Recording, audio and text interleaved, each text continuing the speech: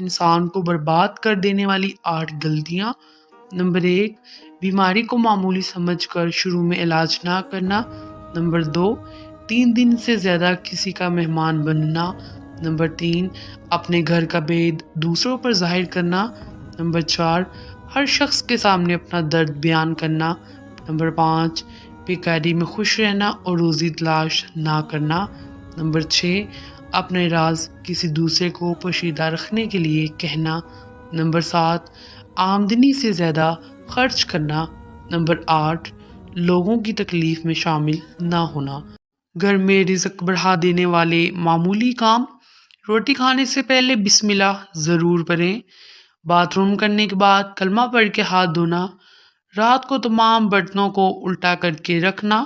اللہ تعالیٰ کے لیے لوگوں کی سختی برداشت کرنا۔ صبح سویرے تک سوئے رہنے سے پرہیز کرنا۔ صبح کی نماز پڑھنے کے بعد سونے سے پرہیز کرنا۔ مکھی پانی پی رہی ہو تو اڑانے سے پرہیز کرنا۔ اذان سنتے ہی خاموشی اختیار کر لینا۔ ہر نماز کے بعد اللہ سے دعا کرنا۔ ہر نماز کے بعد استغفار کرنا۔